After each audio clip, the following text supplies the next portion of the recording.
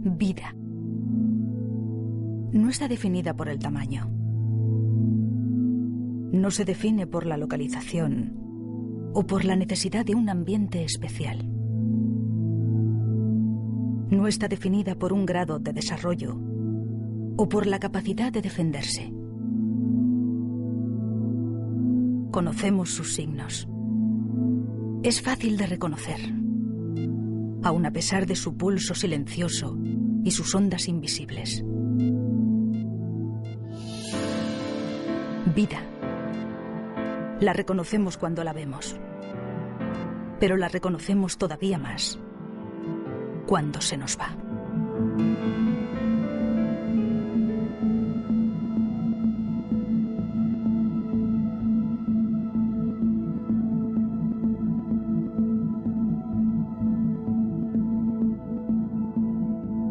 Hola, soy Alveda King.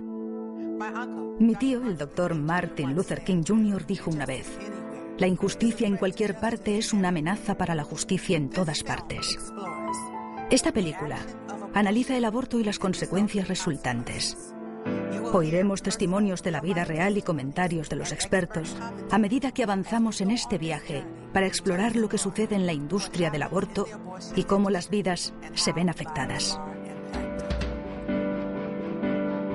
Pocos indicadores culturales son tan evidentes o tienen un impacto tan monumental en nuestra sociedad.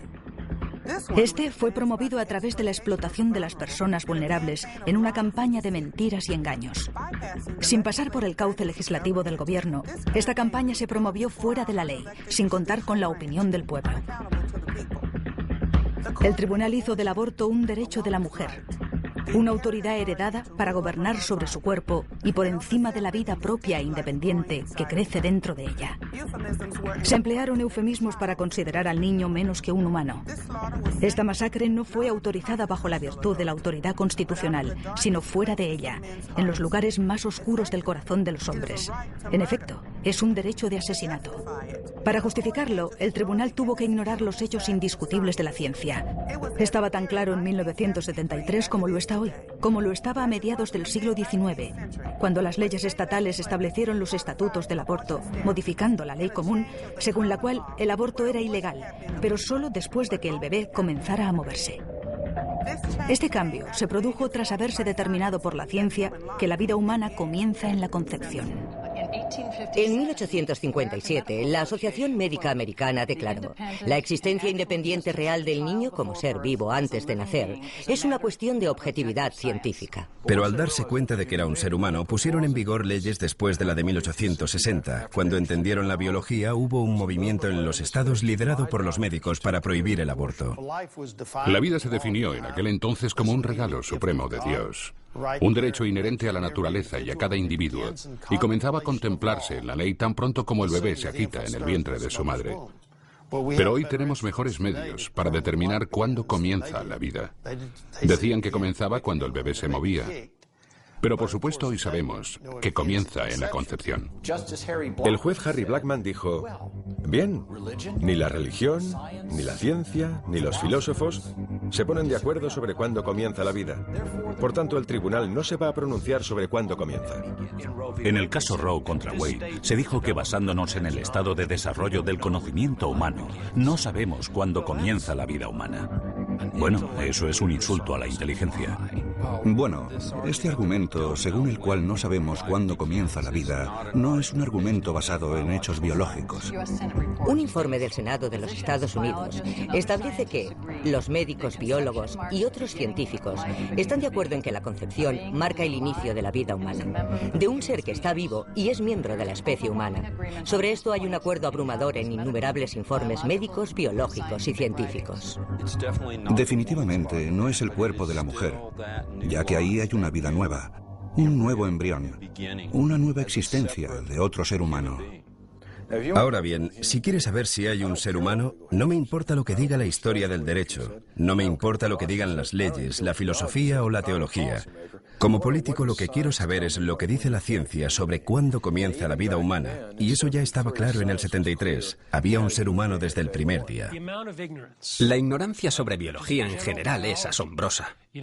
Me refiero a que tenemos una situación en la que algunos políticos llegan y citan cosas del siglo XIII, diciendo que no saben cuándo comienza la vida. Quiero decir, cualquier persona seria sabe cuándo comienza la vida. Porque los libros de texto están ahí. La ciencia ha avanzado. Atención, atención, atención.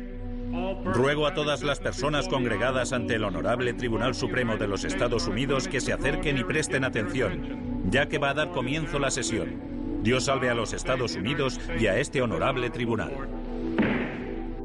Al tratar de lograr leyes para el aborto, el tribunal inventó un derecho para las mujeres que nunca había existido. Y se llevaron un derecho de los no nacidos que había existido siempre, sin ningún tipo de estatutos que lo afirmaran específicamente. Si toda persona de este planeta tiene un derecho inherente a la vida, este comienza cuando empieza el ser humano. No encuentro nada en el lenguaje o la historia de la Constitución que apoye el dictamen de la Corte. El juez simplemente modela y anuncia un nuevo derecho constitucional para las mujeres embarazadas. Juez Byron R. White. Los hechos científicos no se pueden cuestionar. Es de risa cómo algunas personas ponen estas cuestiones en duda. Lo que puede ver si compara el genoma y el ADN de la madre con el del embrión, incluso en la fase más temprana, es que se trata de dos individuos independientes y distintos. Distinto quiere decir que sería un ente separándose de su madre. No forma parte de ella, aunque se aloja en ella. Y si vas a todos los libros de texto, encontrarás que rotundamente dicen lo mismo. Que cuando usted tiene esos 46 cromosomas, cuando tiene ese género ya identificado, cuando tiene ese embrión propiamente definido y formándose, tiene todo lo necesario para continuar en su desarrollo hasta la muerte. Eso es el comienzo de la vida humana. Todos los manuales sobre embriología del mundo están totalmente de acuerdo en que desde las primeras etapas de desarrollo, desde el mismo principio, no formamos parte de otro ser humano. Somos nosotros mismos, seres humanos diferentes. La biología es muy clara respecto a cuándo comienza la vida. Es en la concepción. El latido del corazón en un ser humano en desarrollo por lo general comienza alrededor del día 23 o 25, apenas 3 semanas desde el comienzo del desarrollo. He hablado con cientos de abortistas y todavía no he tenido ninguno que en algún momento no me haya dicho «soy un asesino».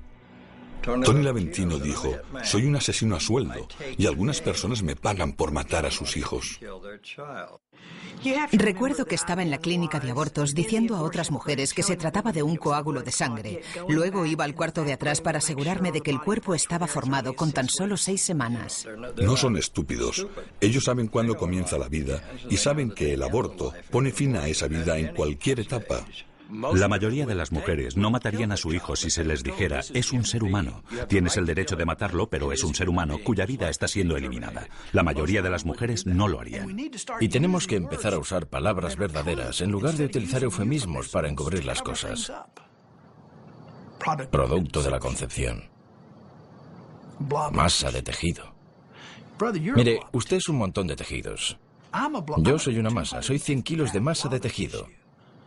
Todo ser humano sobre la faz de la Tierra es una masa de tejido, pero eso plantea la pregunta, ¿vamos a proteger a ese montón de tejidos o vamos a permitir que se destruya indiscriminadamente?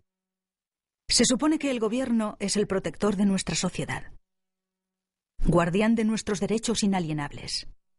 Sin embargo, para toda su supuesta sabiduría, ni los tribunales ni la mayor parte de nuestros representantes electos afirman entender cuándo comienza la vida. ¿Por qué ignoran algo que es tan obvio para la ciencia? Podría ser que reconocer que la vida comienza en la concepción sería admitir su propia culpabilidad y la masacre de 50 millones de vidas inocentes. ¿Se imaginan un tribunal dando la espalda a la historia, a la ley, a los precedentes legales, dando la espalda a la Constitución de los Estados Unidos? Esa fue nuestra Corte Suprema y sus magistrados, dictaminando para regular los violentos asesinatos de los inocentes en el útero, violando el juramento del cargo y dando la espalda a millones de niños a quienes se les ha negado la vida. Hace más de una década, una decisión del Tribunal Supremo borró literalmente los estatutos de 50 estados que protegían los derechos del niño no nacido. El aborto a la carta se cobra ahora la vida de hasta 1,5 millones de niños no nacidos cada año. Una legislación sobre la vida humana terminaría con esta tragedia, que traspasará algún día el Congreso, y ustedes y yo no debemos descansar hasta que lo haga.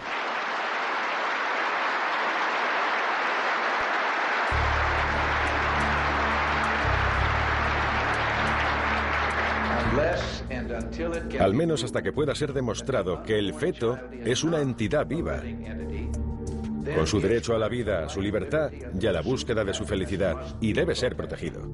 Los fundadores de la Constitución dijeron, con el fin de asegurar los beneficios de la libertad para nosotros y nuestra posteridad, decretamos y establecemos esta Constitución para los Estados Unidos de América. El propósito primordial de la Constitución es proteger a las generaciones venideras y darles las bendiciones de la libertad. Ningún tribunal tiene la autoridad para contradecir la Constitución. Y cuando se trata de una clara contradicción, no se debe seguir. Como la Constitución no menciona el aborto en ningún aspecto, tenían que encontrar algo en alguna parte. Y el tribunal dijo que se encontraban en las penumbras, lo que significa sombras en la Constitución. El Tribunal Supremo no puede quitar los derechos que son tan inalienables. Así que Roe contra Wade, Doe contra Bolton, es una invención. Es una invención que nos ha costado más de 50 millones de vidas. El Tribunal Supremo no dio un derecho absoluto para que las mujeres mataran a sus hijos no nacidos. Anulando lo que siempre fue un derecho, declararon que no se consideraba asesinato, convirtiéndolo en una decisión médica, dejando esa decisión a los médicos tras consultar con la mujer embarazada. Roe se basó en el hecho de que esta debe ser una decisión entre una mujer y un médico. En una visita anterior, me planteó con muy poca seriedad la posibilidad de abortar si había problemas genéticos con el bebé. Mi oncólogo fue muy firme en qué era lo que tenía que hacer. Mi única opción era esa. Esa era la única manera de que yo sobreviviera, por lo que me animó a abortar para salvar mi vida y para librarme de un niño que era incompatible con la vida. Mientras que los partidarios del aborto a demanda celebraron la decisión de Roe, muchos en la profesión de abogado e incluso en la izquierda radical sabían que esto era una decisión indefendible desde una perspectiva jurídica. No solo el tribunal inventó un derecho, lo hizo de espaldas a la historia y a los preceptos de la ciencia y de la ley. Le daré la opinión del líder liberal y catedrático de Derecho en América, Larry Tribe, en Harvard. Él piensa que es un criterio indefendible. En 1992, la propia Corte Suprema en el caso Planned Parenthood contra Casey dijo claramente que si fuera por ellos, como primera impresión, que si nunca se hubiese legislado antes, podrían perfectamente no apreciar un derecho al aborto en el mismo. A continuación, dicho órgano jurisdiccional continuó diciendo que puesto que se encontró en el 73 en Roe contra Wade, debemos respetarlo, lo cual es jurídicamente ilógico ya que no se aplica en ningún otro aspecto de la ley. Hoy se define como precedente todo lo que un juez dice por el hecho de que está por encima de ti. No obstante, no es un juez quien está en el más alto lugar, sino la Constitución de los Estados Unidos. En ningún otro ámbito de la ley se salvaguarda un precedente simplemente porque está ahí, ya que una decisión que está mal es inconstitucional, de modo que se debería, si se respeta la Constitución, derogarlo. El tema no es si se trata de niños o que estos no son personas. El tema es si podemos retirar la protección a los niños en el vientre, pero aferrarnos a ella para nosotros mismos. La realidad es que no podemos. En el momento en que se retira la protección a cualquier miembro de la familia humana, sea individual o de grupo, se la retiras a todo el mundo. El derecho a la vida está en la 5ª y en la 14ª enmienda de la Constitución. En ninguna parte queda recogido el derecho al aborto, así que los jueces han usurpado su papel como protectores de la Constitución, creando un derecho para el que nunca se tuvo la intención de estar en la Constitución. La ley regula incluso los tribunales. Y si nos negamos a reconocer ese principio básico, que los jueces están bajo la ley, entonces tendremos el caos. Pero eso no lo produce la ley. La ley es generada por los legisladores del Estado o por el Congreso de Estados Unidos, o por una enmienda constitucional. No hay nada en la Constitución que diga que el Tribunal Supremo tiene derecho a generar leyes en cualquier área. Para eso está el poder legislativo. Los jueces del Tribunal Supremo y muchos niveles del Poder Judicial se han corrompido por el poder de interpretar la Constitución. Y han reconocido en sus sentencias que la Constitución significa lo que dicen que significa. Y eso puede significar lo que quiera que signifique. Lo segundo que dijeron fue que como el Tribunal Supremo había resuelto este problema difícil de división, los americanos debían aceptar la resolución, porque de otro modo minarían la credibilidad de la Corte. Si fue una mala decisión de la Corte Suprema, ¿por qué el pueblo estadounidense lo acepta? Dicen que solo porque el Tribunal Supremo así lo dictaminó, y perdería su credibilidad el hecho de revocar la sentencia de Roe. Yo creo que lo que le quita credibilidad al tribunal es reafirmar a Roe. Su juramento es defender la Constitución correctamente. Si no van a derogar las decisiones que sean contrarias a la Constitución y solo lo hacen porque ha sido así por un tiempo, creo que están violando su juramento. El ciudadano libre debe admitir que si la política del gobierno sobre cuestiones vitales que afectan a todo el pueblo son decisiones tomadas de manera irrevocable por la Corte Suprema, la gente ha dejado de ser su gobernante en la medida en que renuncia y deja todo en manos de ese tribunal. Bueno, ya lo dijo Abraham Lincoln en su discurso inaugural. Fundamentalmente dijo que si la Corte Suprema es el árbitro final de lo que dice la Constitución, entonces hemos dejado de ser nuestros propios gobernantes. Y el Tribunal Supremo es ahora nuestra ley. Un resultado predecible de la práctica de este derecho inventado puede verse en un segmento de nuestra sociedad.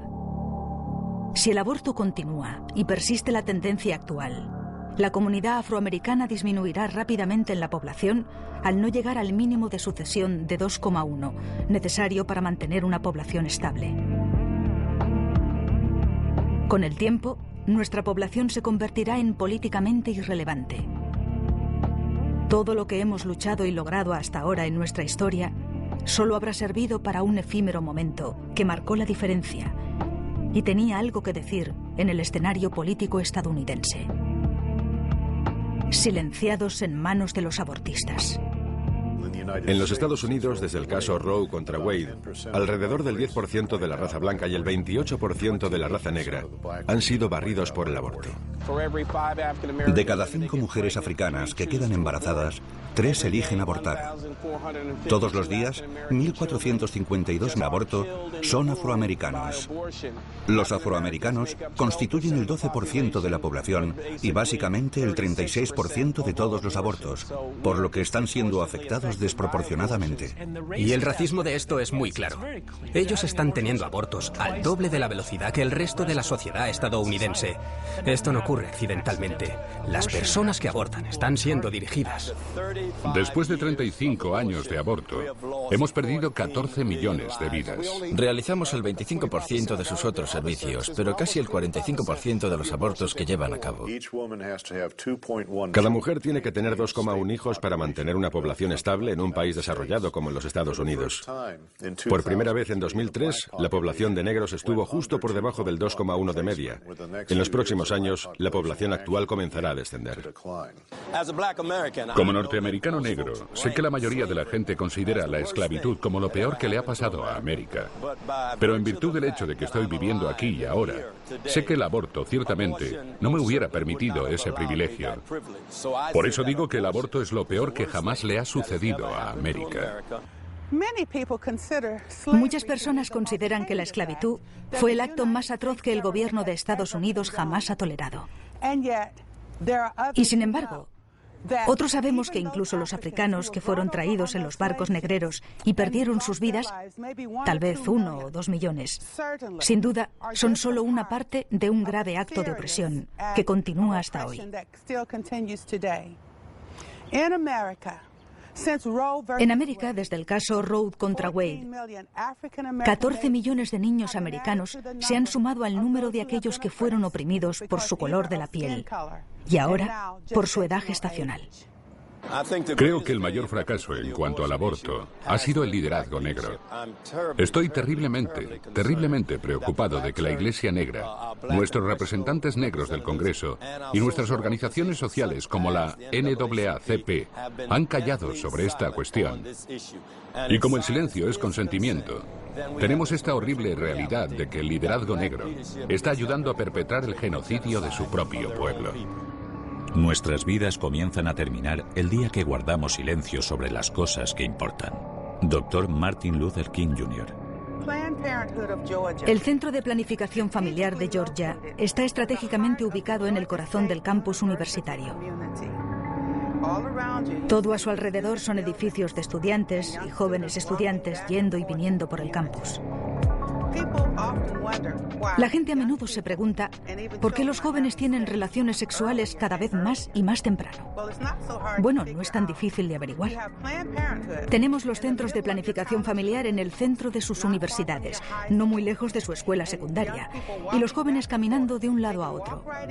Pueden entrar ahí y obtener anticonceptivos gratis o muy baratos y condones gratuitos.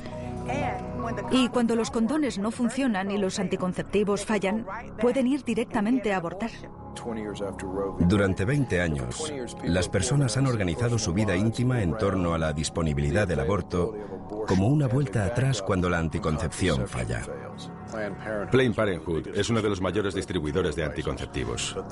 Pero estos métodos de control de la natalidad fallan 2 millones de veces al año en los Estados Unidos. Así que lo que vemos, según el Instituto Alan Guttmacher, que es una filial de investigación de Planned Parenthood, es que casi 2 de cada 3 mujeres que abortan estaban usando anticonceptivos cuando quedaron embarazadas. Pero se autoconvencen maravillosamente, venden un producto que falla y a continuación le ofrecen a la gente el aborto para encubrir el fracaso de los productos vendidos por ellos mismos. Teníamos un plan para vender abortos y se llamó Plan de Educación Sexual. Consistía en vencer su timidez, separarlos de sus padres y sus valores y convertirnos en sus asesores expertos en relaciones sexuales. De manera que cuando recurrían a nosotros, les dábamos píldoras anticonceptivas de baja dosis o condones defectuosos para que pudieran quedarse embarazadas. Nuestra meta era conseguir de 3 a 5 abortos en niñas entre 13 y 18 años. Cuando atienden a los jóvenes, les hacen sexualmente activos. Afirman que si convencen a una chica de 16 años para que aborte, ella tendrá de 3 a 4 abortos más, porque seguirá siendo sexualmente activa y le darán anticonceptivos de baja dosis. Eligen la marca más barata del mercado y la venden como ayuda y nos tienen engañados a todos. Les dábamos una píldora de dosis muy baja que solo es efectiva si se toma a la misma hora todos los días. Las chicas no se las tomaban con precisión y si te olvidabas perdías la protección.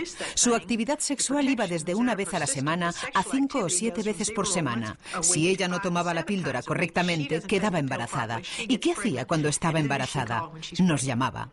Nosotros éramos los expertos. Se utilizó un protocolo diseñado para superar todas las objeciones. En eso consistía la venta. Superadas las objeciones, conseguíamos su autorización, en este caso el aborto. Cuando nos llamaban, lo primero era tranquilizarlas y cuando reconocían que podían estar embarazadas, el asesor, realmente un televendedor, le decía lo que tenía que hacer. Les decíamos que nosotros podíamos ayudarles con su problema. Nadie tenía por qué enterarse. Y entonces venía la primera pregunta. ¿Cuándo tuviste tu último periodo? La chica le da la fecha a la llamada consejera y ella le dice, estás embarazada de 8 semanas. No le dice, podrías estar, sino estás embarazada. Así ha plantado la primera semilla en este largo proceso comercial. Y lo triste es que en la mente de esta chica, ella es la experta en embarazo. Y la siguiente pregunta ¿es una buena o una mala noticia? Evidentemente es una mala noticia, porque si el embarazo fuera una buena noticia, no estaría llamando a un centro de abortos. La chica responde, son malas noticias, y entonces la consejera avanza más para saber cuál es su miedo y reafirmarle en la decisión del aborto. Si ella dice, tal vez necesito pensarlo, le dice, tus padres te matarán o tendrás que dejar tu equipo de entrenamiento. El aborto está vendido. ¿Qué hay detrás de un nombre? A veces la gente se pregunta por qué Margaret Sanger eligió el nombre de Planned Parenthood para su organización. Inicialmente, Planned Parenthood se llamó Liga para el Control de la Natalidad. La gente pensaba que la palabra control era demasiado intimidante, muy amenazante. Por lo que dijeron, vamos a hacer que suene como algo agradable, planificación de la familia. Así que cuando la gente venga a nosotros, creerán que queremos ayudarles a planificar algo que es bueno para ellos. Así es como tenemos el nombre de Planned Parenthood, como un engaño. Planned Parenthood ayuda a las personas según la influencia de Margaret Sanger, su fundadora, para esterilizar a la gente, para abortar bebés, asesinar bebés y herir a las mujeres. Planned Parenthood lleva a cabo la mayor parte de los abortos en América. Todo bajo el nombre de algo que suena tan útil: planificación familiar. Margaret Sanger dijo que quería librar al mundo de las malas hierbas humanas. Los nazis dijeron exactamente lo mismo: vida indigna de vivir. Ella era una racista y eugenista, y el propósito de su organización, que se llamaba originalmente Liga Estadounidense para el Control de la Natalidad, fue resumido por uno de sus cabecillas en la revista The Birth Control, como que se iba a crear una raza de pura sangre. Otro de los principales cabecillas definió el control de la natalidad en una guía llamada Una luz segura para nuestra oscuridad racial. Una de las personas que estaba sentado en su mesa, uno de sus asesores de mayor confianza, fue Lothrop Stoddard, quien escribió un libro en 1922 llamado La creciente ola de color contra la supremacía del mundo blanco.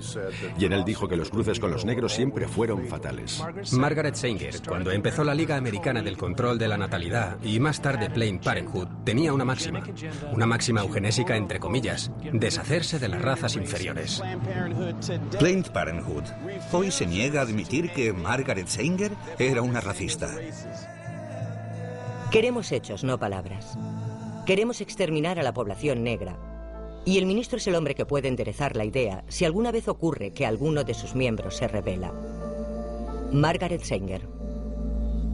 Aunque no existía ninguna conexión directa entre Margaret Sanger y Adolf Hitler, hay suficientes conexiones con los nazis para ver que su pensamiento estaba en consonancia con ellos y que compartían muchos de los mismos y retorcidos ideales.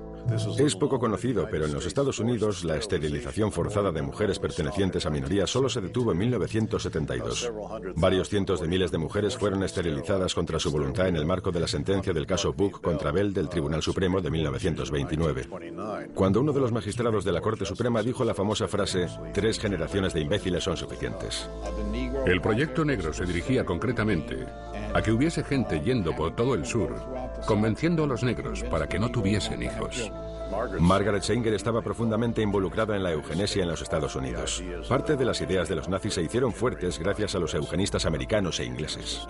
En la primera revista de Margaret Sanger, que se llamaba Revisión del Control de la Natalidad, publicaron artículos escritos por doctores del Tercer Reich. También sabemos que en la Alemania nazi había un doctor, Hans Harmsen, que escribió todas las leyes de esterilización para el Tercer Reich. Luego, después de la Segunda Guerra Mundial, Hans Harmsen formaba parte del grupo que inició la filial alemana de la internacional Planned Parenthood Federation. Así que hay una gran cantidad de conexiones entre las atrocidades que ocurrían en la Alemania nazi y Planned Parenthood.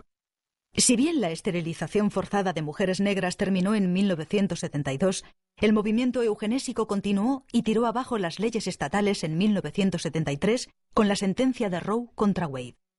Aunque el método había cambiado, el resultado seguía siendo el mismo. Pero ahora, los eugenistas serían capaces de seguir matando bebés e hiriendo mujeres en una escala superior. Con la orientación en las comunidades minoritarias y el fomento de los abortos a una tasa lo suficientemente alta, se podía asegurar una disminución de la población de los que Margaret Sanger consideraba malas hierbas. Planned Parenthood no es más que el envoltorio de una campaña eugenésica que comenzó hace un par de siglos. Este holocausto en toda la comunidad afroamericana está basado en el racismo de Planned Parenthood. La mayoría de la gente se familiarizó con Roe en el caso de que el aborto fuera durante el primer trimestre. Fue el caso de Doe contra Bolton, centrado sobre Sandra Cano, el que hizo posible el aborto durante los 3 trimestres. Esta decisión ha permitido matar a un ser humano plenamente viable hasta el mismo día de su nacimiento. Ahora los abortos se practican durante los 9 meses de embarazo, no por el caso de Roe contra Wade, sino por Doe contra Bolton. Se dijo que por la salud de la madre, el aborto se puede realizar durante los 9 meses de embarazo, pero el problema fue que la salud se definió como la salud mental. ¿Y qué diría una joven asustada sobre si tiene problemas o sobre si puede finalizar su embarazo? Diría que sí, y eso se marcaría en el informe psicológico.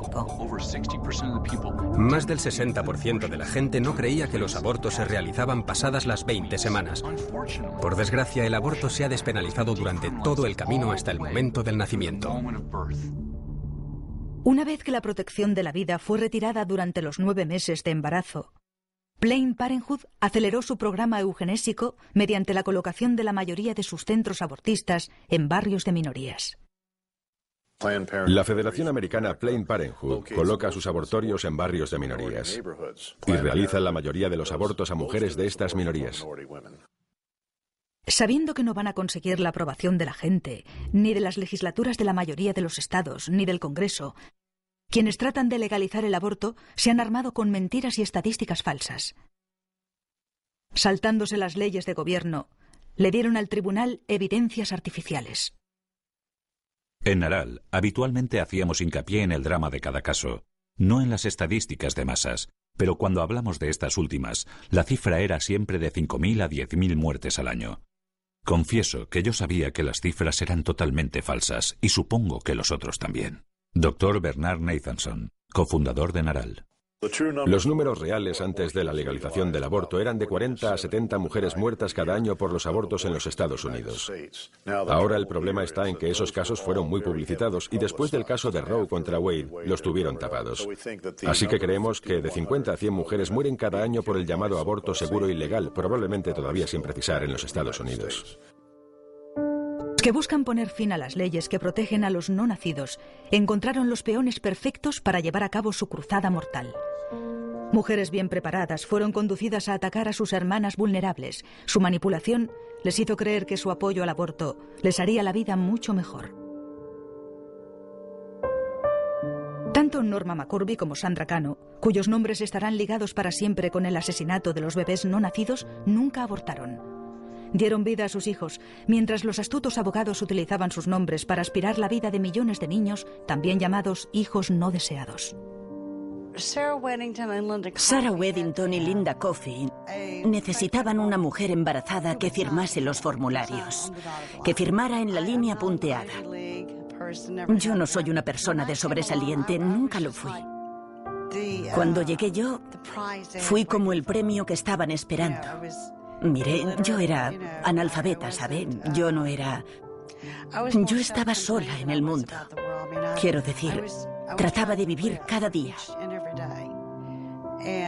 Ellos lo sabían y se aprovecharon de eso. Pero se juntó todo. Me acerqué a ella inocentemente. No tenía dinero y necesitaba el divorcio y tener a mis 2 hijos en casa. Pusieron en mí su punto de mira. Si una mujer y un hombre trabajan, ¿no deberían ser capaces de hacer la misma cantidad de trabajo si es la misma ocupación? Para mí esto no tenía sentido, pero dije que sí.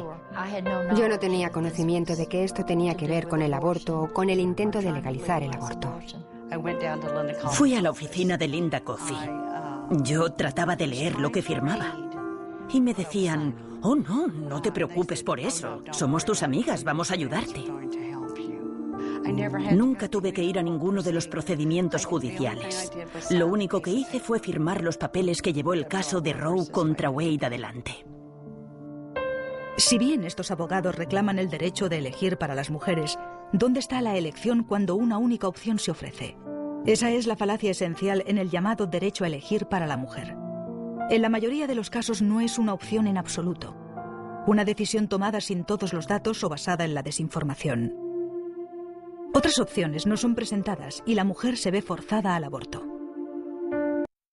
El eslogan favorito de los abortistas es proelección.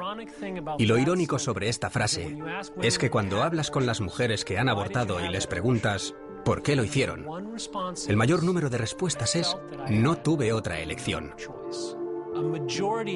El mayor número, sobre un 80%, ocurre bajo coacción.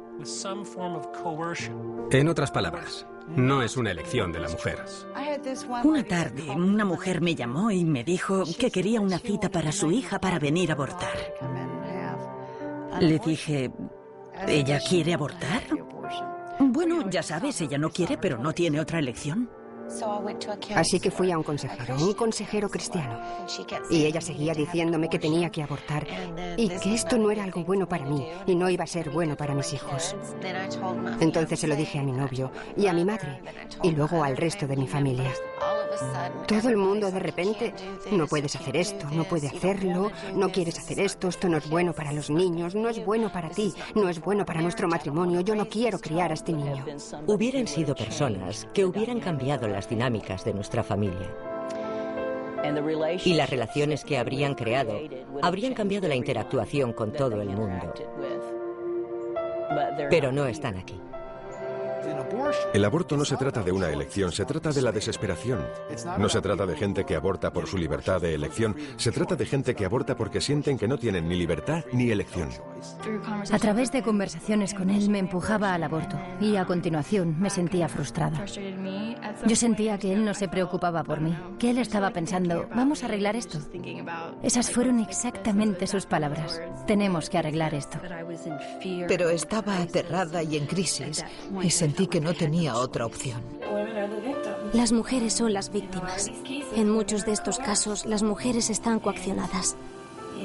Y estando en crisis y con remordimientos, es cuando deciden hacerlo. Las mujeres se sienten amenazadas, porque si no abortan, serán castigadas por ello.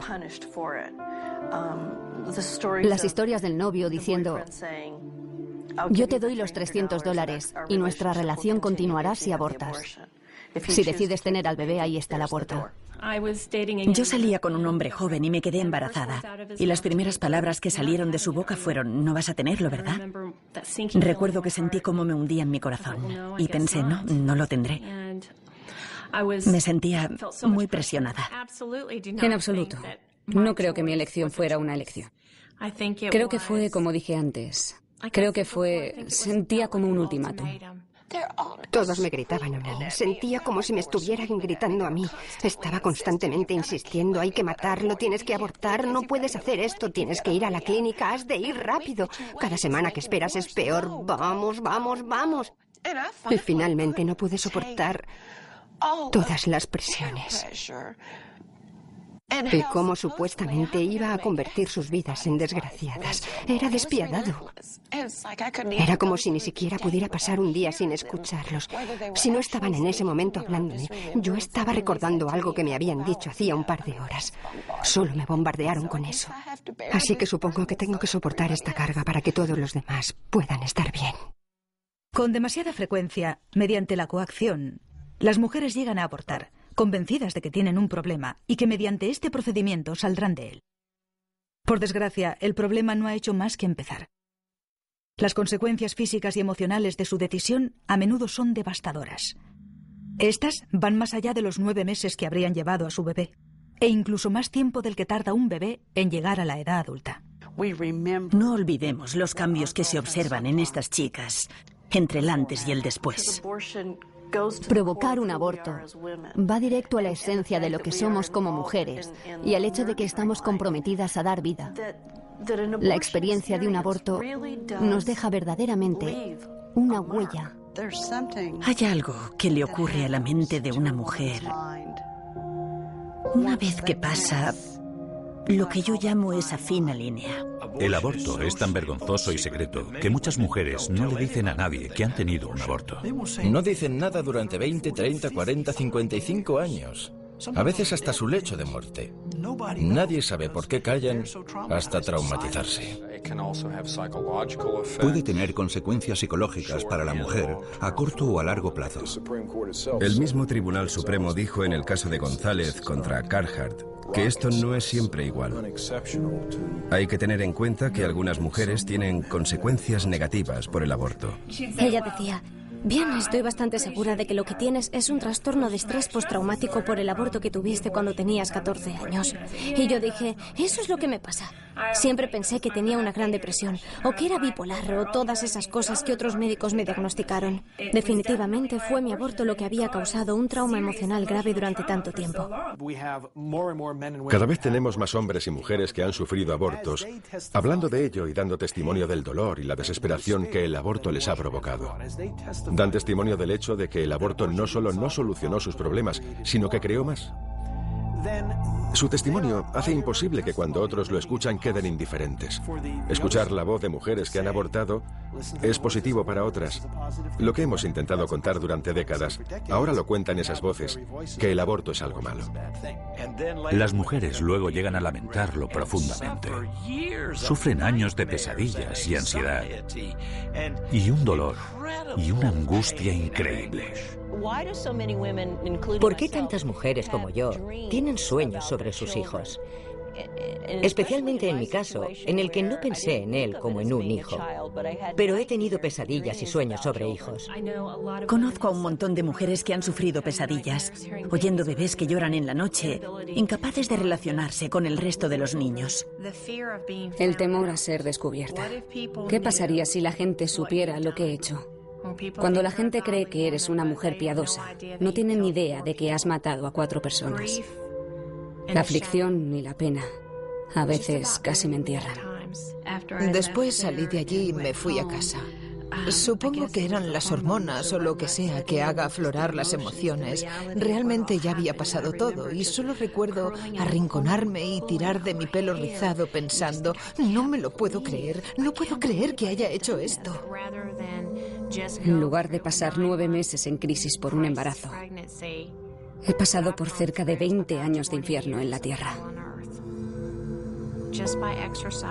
Precisamente por ejercer mi derecho a elegir. A las mujeres les dicen constantemente que no sufrirán daños por el aborto. No me dijeron que tendría pesadillas sobre mi bebé. No me dijeron que lo lamentaría tan profundamente que preferiría matarme a seguir viviendo. Son 10 minutos y no tendrás que pensar en ello de nuevo. Eso es mentira. Uno de los efectos más devastadores del aborto en algunas mujeres es el suicidio. Algunos estudios han indicado que las adolescentes que tienen un aborto son hasta 6 veces más propensas a quitarse la vida en el año en el que pusieron fin a su embarazo. Muchas más mujeres piensan incluso en suicidarse en un intento de acabar con el dolor que sienten. No podemos saber el número exacto, pero los suicidios y los intentos de suicidio entre las mujeres que han tenido un aborto son una realidad que los del otro lado no quieren admitir. Pensé que la única manera de escapar del tormento era arrebatarme la vida. Y viendo el lío en el que estaba, subí como pude y me metí en la bañera llena de agua. Y con una hoja de afeitar me corté las muñecas. Me dejé caer ahí y el agua se tiñó de rojo. No es algo que se pueda decir que ocurre de una manera consciente. Como estoy realmente muy triste por haber abortado, voy a tomar estas drogas. Solamente tenía en el fondo una profunda sensación de vacío, por lo que no merecía la pena vivir. Y por eso tramé cómo acabar con mi vida. Tantas veces. Me diagnosticaron depresión clínica en 1991. Estoy segura de que provenía de los abortos. Me volví extremadamente suicida después de mis abortos.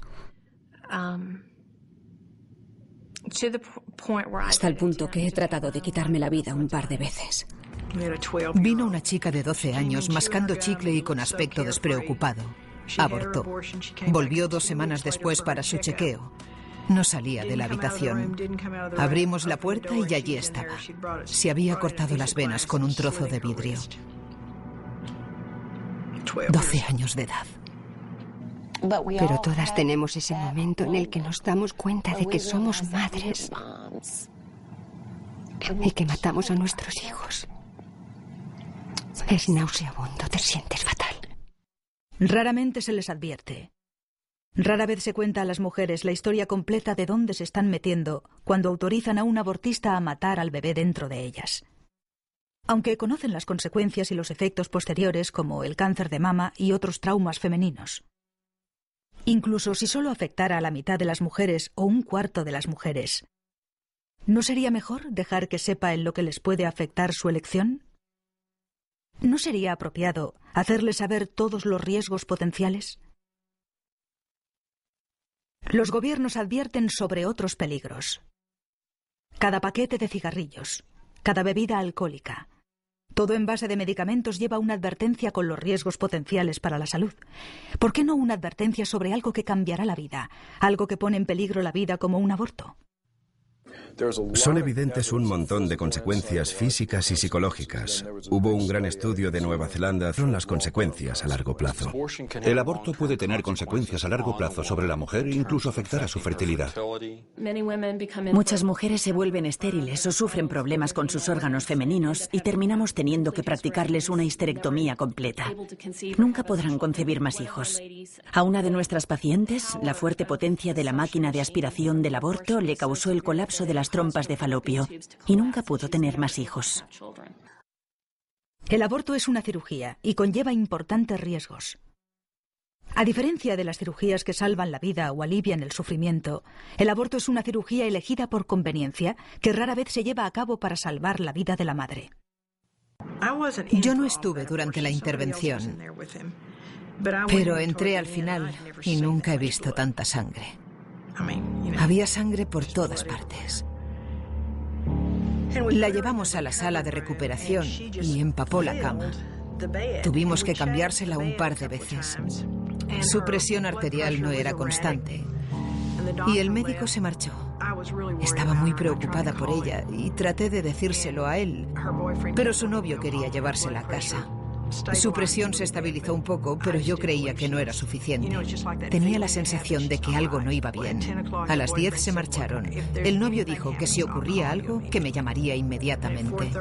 A las 4:30 llamó al doctor y sin coger el historial médico le dijo que la metiera en una bañera con agua caliente y cuando lo hizo, la última gota de sangre que quedaba en su cuerpo se agotó. Me llamó sobre las 6 y me dijo, ha muerto. La autopsia no mostró nada, no se presentaron cargos y no pasó nada. Los periódicos no llamaron y nadie acudió. Matamos a esa mujer e hicimos más abortos al día siguiente. Durante mucho tiempo he visto a chicas que han muerto por el aborto. Y en el certificado de defunción veías algo del tipo muerte repentina por un problema terapéutico en los ovarios o algo parecido. Los familiares estaban tan afectados por lo que había pasado y tan avergonzados de que su hija hubiese muerto por hacerse un aborto que no fueron a por nosotros. Mira, un aborto hace a un doctor casi a prueba de juicios, porque las mujeres están tan avergonzadas por haber abortado e incluso por haber sufrido una carnicería, como una histerectomía, que no van a decir nada a nadie sobre eso, porque no quieren que se sepa. Atendimos a una modelo de 22 años que bailó y saltó sobre la mesa haciendo reír al doctor porque no llevaba ropa interior. Estaba embarazada de 22 semanas. La pusimos sobre la mesa. Hay una maniobra llamada maniobra de Hansen. Puede hacerla el mismo doctor o cualquiera. La hicimos porque era un bebé grande. Yo sostenía los bebés y les decía, aquí está la cabeza, los pies allí, el culito aquí, y tú suavemente empujas al bebé hacia los instrumentos. Con el primer empujón, el doctor le sacó el omento, el revestimiento de los intestinos. Literalmente perforó su útero y tiró del intestino la primera vez que metió los instrumentos. Y la segunda vez los sacó y los volvió a meter. El bebé estaba vivo. Despertó a la mujer, la metimos en mi coche, porque no era una buena publicidad tener una ambulancia enfrente de la clínica abortiva. Así que la metimos en mi coche y nos la llevamos, no al hospital más cercano o a otro donde la atendieran mejor. La llevamos a través de la ciudad a un hospital que nos ayudase a encubrir lo que habíamos hecho. Y el cirujano recoge a esta chica que tiene a un bebé perfecto dentro con sus intestinos fuera en su vagina y la suben al quirófano. 7 médicos estaban operando al bebé y a esa chica. Tuvieron que hacer una colostomía para la resección del intestino y vaciar su bolsa dentro. Sacaron al niño, lo enrollaron en cortinas desechables y lo incineraron en el hospital. Esos 7 médicos falsificaron los documentos. Así matamos al bebé. Los doctores falsificaron los documentos. Le dijimos a esa chica que tenía un embarazo abdominal y ella no nos demandó. En Roe, el Tribunal de Justicia hizo del aborto una decisión entre una mujer y su médico. El resultado real de Roe es que decidir si quedarse con el bebé o poner fin a su vida, en la gran mayoría de los casos se deja en manos de una mujer en crisis, consultando a una persona que se gana la vida vendiendo abortos. El ring de la caja registradora ha sustituido al llanto del recién nacido. La mayoría de las mujeres en América que han abortado te dirán que nunca han visto a los abortistas. Nunca ven a ese doctor hasta que lo tienen entre sus piernas en la clínica de aborto, violándolas con su instrumental. Las mujeres casi nunca consultan a sus médicos. Ellas van a una clínica, han decidido que quieren abortar. Así que esta idea de la importancia del papel del médico personal es una fantasía. El tribunal habló en términos del tipo, tenemos un médico, una relación médico-paciente. Se supone que un médico debe hacer lo mejor para su paciente. Y si escucha los testimonios de estas mujeres, ellas no veían al médico hasta que les practicaba el aborto. No hay una relación médico-paciente. Con el éxito de Roe contra Wade en los tribunales, la organización racista y eugenista de Margaret Sanger pasó a ser una parte de la cultura americana. Una nueva industria multimillonaria se inició con Planned Parenthood en primer plano. Esta industria mantiene su influencia y poder con los mismos argumentos y las mentiras usadas originalmente para despenalizar el aborto en 1973. Hay 2 grandes mentiras sobre el aborto. Una, que no es un bebé. Y 2, que es bueno para la mujer. También debemos examinar otra motivación de Planned Parenthood en la industria del aborto. El deseo de ganar dinero para su causa. El dinero de la venta de la educación sexual, de la venta de anticonceptivos. Ellos saben que harán millones en un año. Después vendiendo abortos para subsanar los fracasos, a veces vendiendo parte de los bebés que provienen de los abortos. Es fácil ver que la industria del aborto es un ciclo sin fin de ganar dinero. Solamente cuando las mujeres planifican su familia, la industria del aborto pierde. No creo que nadie alguna vez pensara que veríamos una industria crecer en gran parte gracias al dinero en metálico. Una industria que está muy poco regulada para hacer abortos. Y están utilizando el dinero de nuestros impuestos. 1/3 de sus $1.000 millones del presupuesto son nuestro dinero. Ellos han trabajado muy duro para aprender cómo conseguir los fondos médicos y quieren aumentar los fondos de impuestos a $700 millones al año. A Planned Parenthood se le permitió hablar con nosotros. Y otras organizaciones hablaron con nosotros. Profesores liberales nos hablaron de la educación sexual. Nunca nadie habló del bebé. Producto de la concepción. Puede eliminarse si se quiere. Con la legalización del aborto, el Tribunal Supremo abrió las compuertas para que una industria hiciera millones de dólares con el dolor y el sufrimiento de las mujeres y la muerte de millones de bebés inocentes. Una forma de explotar la situación de crisis en la que se encuentran muchas mujeres. Un momento en el que la mujer es más vulnerable. La corte de abortistas ofrecen un servicio que promete resolver el problema. Pero a diferencia de otras empresas, dejan a sus clientes tener que lidiar con las consecuencias, sin ofrecer una garantía o la devolución cuando su producto resulta defectuoso. El aborto es un producto comercializado con habilidad, vendido a personas muy asustadas y en crisis. Compran un producto esperando una solución y se encuentran con que es defectuoso. Se nos dijo que teníamos que facturar $40.000 por fin de semana para permanecer aquí. Después supimos que era mentira, que él solo quería aumentar su beneficio, sus recursos, ya sabes. El aborto es un negocio muy lucrativo. Por eso pusimos clínicas durante 30 años. Se amortizaban en el primer mes. Era un centro de beneficios y estábamos en el buen camino para abrir más clínicas. En realidad, nuestro plan era abrir 3 clínicas más en 1983 para que yo pudiera ser millonaria en el 84. Hay un montón de dinero en juego.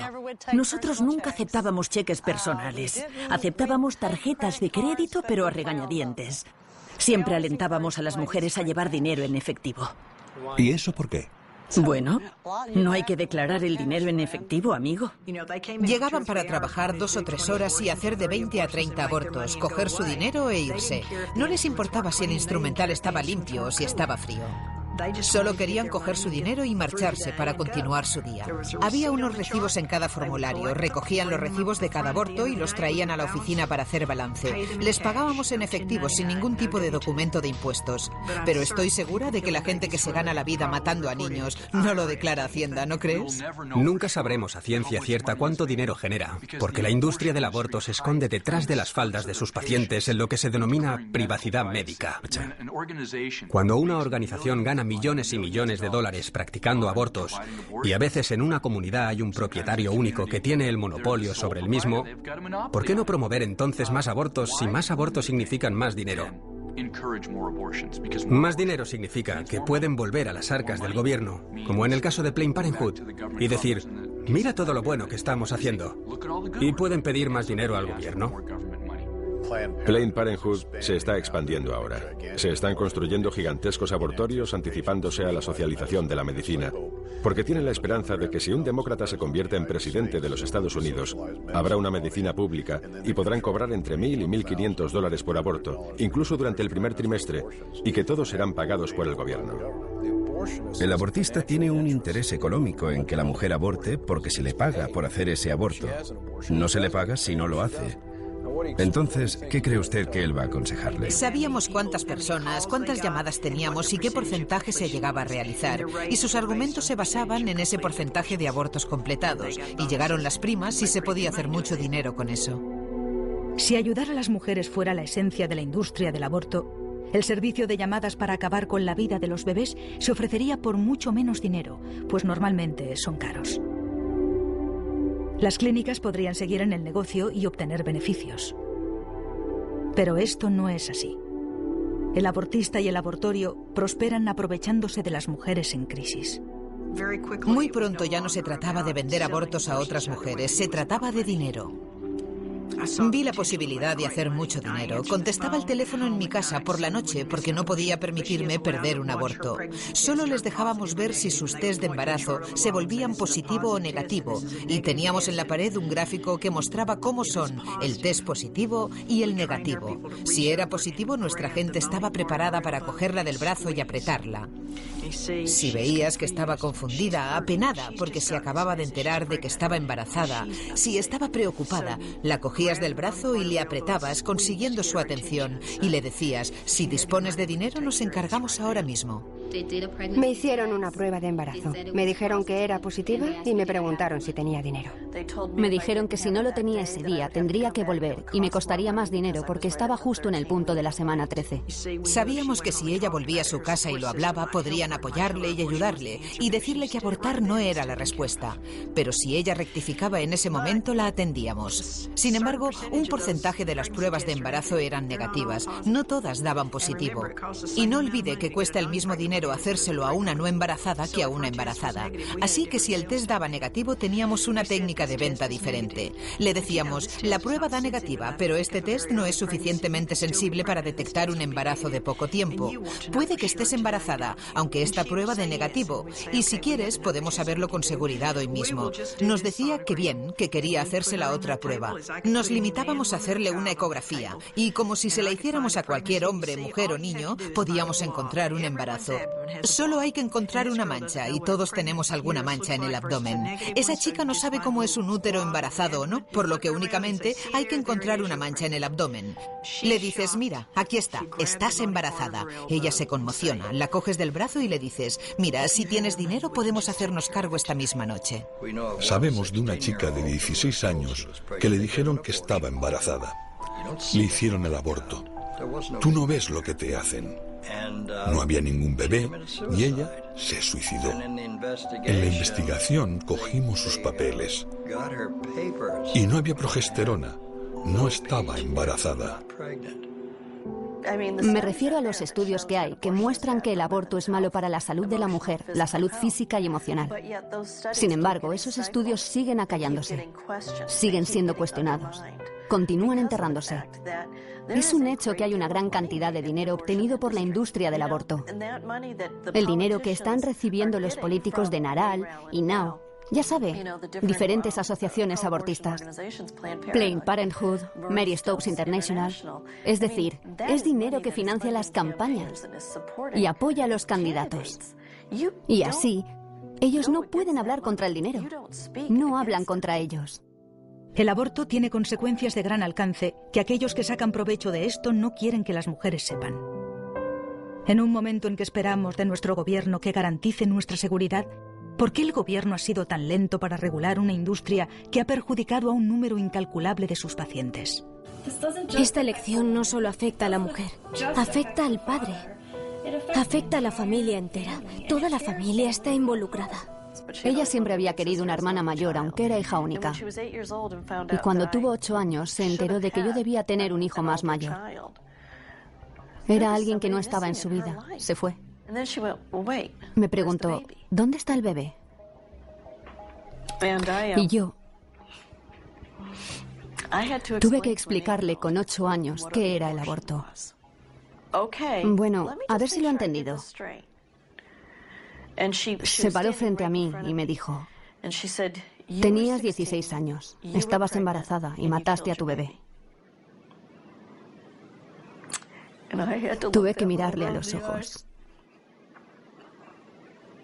y decirle que sí. Una mirada de terror cruzó su cara. No dijo nada, solo se fue. Le pedí a mis familiares que me acompañaran. No querían ir. No querían ir. Querían que yo lo hiciera, pero no querían ir conmigo. Mi novio no quería ir. Por fin encontré a alguien que quiso venir. Nadie, absolutamente nadie de los que me decían que lo hiciera. Ninguno de ellos quería ir. Algunos hombres no han tenido elección. Si la mujer elige abortar sin ellos, ellos no tienen ningún control sobre eso. El aborto no solo roba el destino de las mujeres, sino el de los hombres implicados, que han perdido a sus hijos, a sus familias. Destruye las relaciones. Un hombre vino a nuestro equipo. Tenía un puesto de observación y yo le explicaba el trabajo que hacíamos. Y me miró y se puso a llorar como un bebé. Me dijo, han pasado 35 años y aún me duele todos los días desde entonces. No podemos callar más. Millones de vidas de mujeres han sido devastadas. Y los padres, como hemos dicho aparte, son los grandes olvidados. Te aseguro que multitud de personas han sido heridas por el aborto. Y eso es incomprensible. Con Roe, el Tribunal Supremo quitó a los estados el derecho a restringir el aborto en sus propias jurisdicciones. Pero se pensó que los estados podrían regular las clínicas que realizaban el procedimiento. La verdad es que desde el principio les dejaron solos. Del callejón sucio abortista simplemente se mudaron a la luz sin limpiar sus operaciones. Esto era un negocio muy rentable y la seguridad de las mujeres rara vez se tenía en cuenta a la hora de cruzar la línea. Estábamos haciendo de 20 a 30 abortos por hora si podíamos, al menos 20. Teníamos 21 juegos de instrumental. Eso es todo lo que teníamos, así que no podíamos llevar los instrumentos fuera para limpiarlos, esterilizarlos, bajar la temperatura de la esterilización durante 20 minutos y luego enfriarlos. He tenido más experiencias de las que hubiera querido respecto a las sucias condiciones de dentro de las clínicas abortivas. Cuando estábamos en el sur de California, se perseguían muy poco estos sucios abortorios alrededor de Los Ángeles, San Diego y Orange County, y se ponían en marcha en pequeños centros comerciales. Literalmente firmaban el contrato hoy y empezaban a matar bebés mañana. Nos gustaría ir a escarbar en sus cubos de basura y coger los recibos de caja tirados y los bebés que acababan de ser arrojados, obviamente violando todos los códigos de salud. Teníamos una tasa de infección de alrededor del 75%, solo por no esterilizar el equipo. Nuestra tasa de complicaciones al final de mi época, el último año y medio, fue que 1 de cada 500 tenía una intervención quirúrgica importante que cambiaba su vida o moría. Pero como no existen estadísticas reales y si podíamos lo tapábamos y no informábamos, ninguno de los nuestros fueron contados nunca. Es increíble las condiciones en las que trabajaban nuestros operarios y en las que he estado personalmente. He visto literalmente sangre en el suelo, sangre en las paredes, cucarachas y heces de ratones. En algunos de estos lugares no querrías ni cortarte el pelo, y mucho menos someterte a una cirugía invasiva. En el gran hospital de Dallas, los médicos le dirán que vieron abortos mal practicados o abortos fuera de plazo. Una de las razones de la regulación de las clínicas abortivas en Texas fue la denuncia de los abortos ilegales. Una chica murió y fueron a examinar la clínica. Utilizaban instrumentos oxidados y no tenían ni esterilizador ni agua caliente. La vida de la mujer que decide abortar a su bebé nunca será lo mismo. No habrá un día en que esta decisión no le vaya a afectar de alguna manera. Físicamente, emocionalmente o espiritualmente. Las consecuencias de quitar la vida a un bebé no son solo de ella. Los hombres y mujeres que trabajan en la industria del aborto pagan también un precio. El ver el asesinato de bebés inocentes día tras día supone una enorme carga emocional. Pero nadie habla de lo que sucede dentro de la clínica de abortos. Todo el mundo pelea. Es el lugar más caótico que pueda imaginar. Los médicos discuten, las enfermeras discuten, todo el mundo consume drogas, todo el mundo bebiendo, cada uno va a lo suyo. Es horrible ver a ese bebé y comprender lo que realmente es, un ser humano. Y sabes, no es diferente a ti o a mí, solo por el tamaño. Reconozco que he estado involucrada en la muerte de 35.000 bebés. El asesinato de una mujer que se desangró hasta morir por abortar en el segundo trimestre. 19 mujeres fueron sometidas a histerectomías o colostomías. Y nunca apareció en los periódicos, no hubo denuncias. Pero con lo que no pude lidiar fue con el hecho de haber quitado la vida a mi propio hijo con un aborto. No se puede tratar con la muerte y la mentira diariamente sin acabar tremendamente afectada por ello. Y no hay nadie que haya trabajado en esas clínicas que no haya ido a la parte de atrás a juntar las partes del bebé. Y aunque no lo hayas hecho, ves los trozos ahí, en la toalla. Me reclutó un compañero ginecólogo que estaba practicando abortos en ese momento para poner el ecógrafo sobre el abdomen de las mujeres que iban a abortar. Se veía como el feto era perseguido por el abortista y al final muerto, absorbido, desintegrado.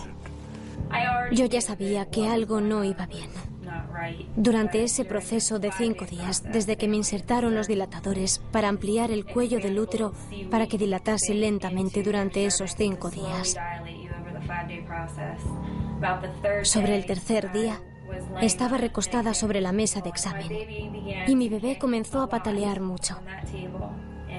Recuerdo que pensé que algo iba mal y que estaba tratando de avisarme de ello. Y tenía razón, porque entonces llegó George Tiller, preparado para introducir una gran aguja en mi abdomen. Y casi inmediatamente, mi bebé dejó de dar patadas. Y nunca más lo volví a sentir. Así que sé que en ese momento murió. Pero pasaron otros 2 días aproximadamente antes de que me pusiera de parto. La enfermera llegó, miró debajo de la sábana y decidió que ya había dilatado bastante y me llevó a otra habitación. Me llevó en silla de ruedas a esa otra habitación con otras mujeres y me di cuenta de que la habitación en la que estábamos era como una especie de armario con baño. Y la enfermera me dijo que me apoyara en ella para empujar a mi bebé en el inodoro.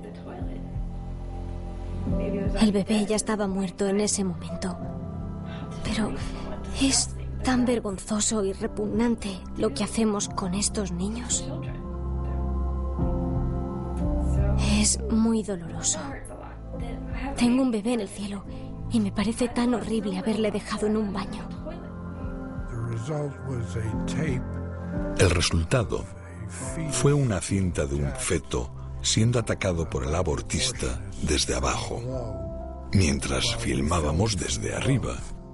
En otras palabras, desde fuera del útero. Y los resultados de esta película no solo fueron espantosos y horribles, sino que mostraron la realidad de un feto que se desgarra vivo, en color. No era un ecógrafo en blanco y negro. Lo vivimos en color. Sacar la cabeza era muy difícil, más aún a las 20 semanas. Tuvimos a una chica en la mesa abortando 6 horas, tratando de aplastar una cabeza. El abortista no podía hacerlo.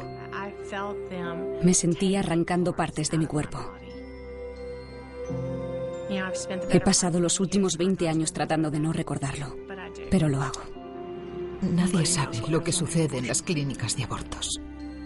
La opción más prometedora es la decisión que favorece la vida. La decisión de llevar el embarazo a término. En prácticamente todas las comunidades, en todo Estados Unidos, existen organizaciones y personas dispuestas a ayudar en aras de una vida que merece prosperar. Las organizaciones y personas que no están impulsadas por el deseo de hacer dinero, con la desesperación de otros. Estas son personas que de verdad desean ayudar a la mujer en crisis a tomar una decisión, la elección correcta.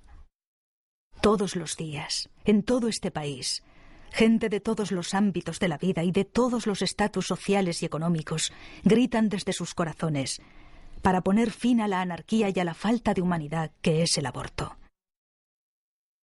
Desde el lado del asesoramiento, tratando de salvar la vida en el último momento, manifestándose para mostrar a nuestros representantes electos que este asunto es de suma importancia. Hay organizaciones que tratan de curar a las mujeres heridas por este acto brutal. Poco a poco, la gente está despertando a la comprensión de que el aborto está mal y tiene que terminar, y que nosotros como sociedad debemos ver el final de esta injusticia. Nosotros, el pueblo, estamos empezando a comprender que la vida, incluso la vida desde la concepción, es el primer derecho inherente de toda la humanidad.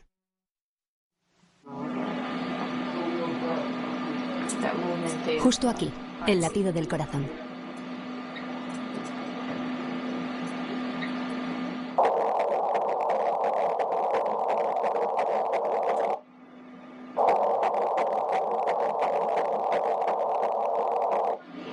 Suena como una persona adulta. El ritmo es de 176 latidos por minuto. Bien, eso es bueno. ¿En serio? ¿Es normal? Es muy normal. El corazón late muy rápido al principio. Sí, y a medida que el embarazo progresa, se ralentiza. Y todos los días pienso en lo que podría haber sido. Lo que podría haber sido si hubiese tenido a mi bebé. Ellas no saben que hay recursos y están desesperadas, así que tenemos que estar allí para amarles y demostrarles que nos preocupamos por ellas y que les ayudaremos a conseguir la ayuda que necesitan. Si hay una mujer que está considerando abortar, que no compre esa mentira, que no se pierda la bendición más grande de su vida. Estas mujeres necesitan escuchar que son especiales y queridas, y eso ayuda al 100%. Porque no quieren ver necesariamente grandes carteles y señales de lo que están haciendo.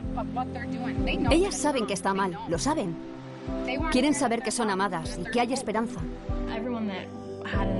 Todas las que habían tenido un aborto me estaban alentando a no abortar. Me avisaron del error. Me dijeron que no lo hiciera. Cuando estás luchando por tu vida, necesitas saber por lo que estás luchando. Y si por lo que estamos luchando es por la vida, entonces, ¿cómo vas a destruir una vida en el esfuerzo de esa lucha?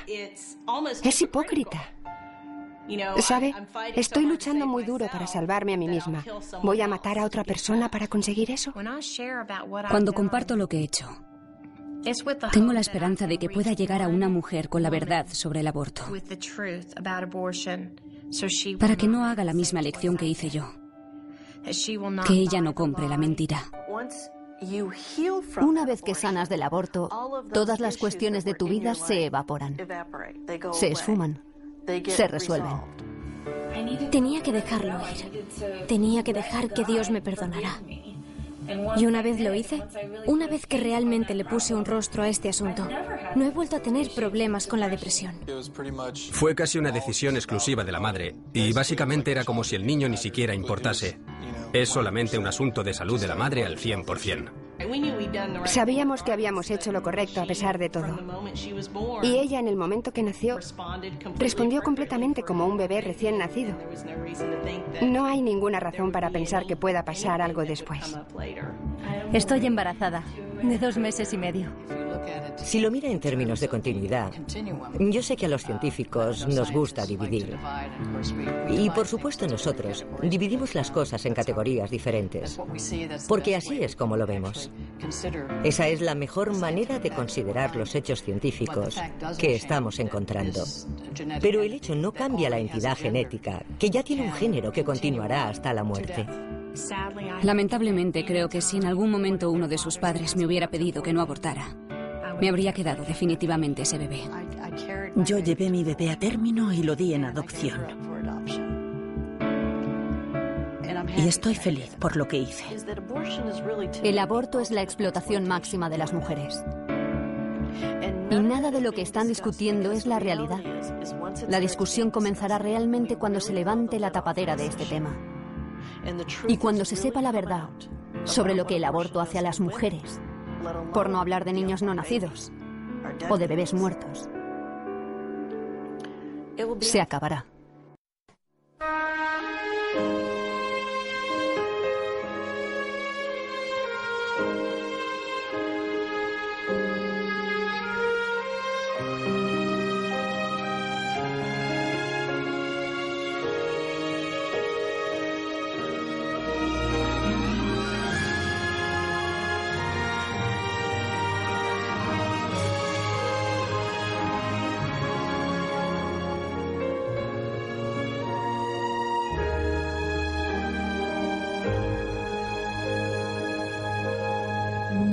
Be still when your back's against the wall. Victory, there seems no hope at all. I'll be your wings that soar so high, this side of paradise. Now be still until strong. Here I am, I'm your fire when it's cold. Here I am, I'm your guide when you lost your road. I'm your armor in the fields of war, when the enemy storms the door. Here I am forevermore.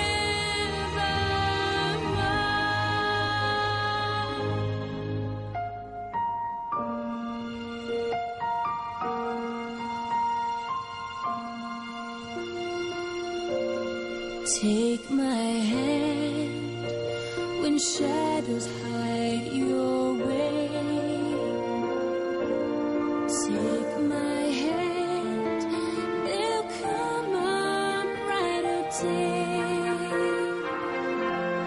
For the love of you and me is for eternity. Take my hand, close by your stay. Here I am, I'm your fire when it's cold. Here I am.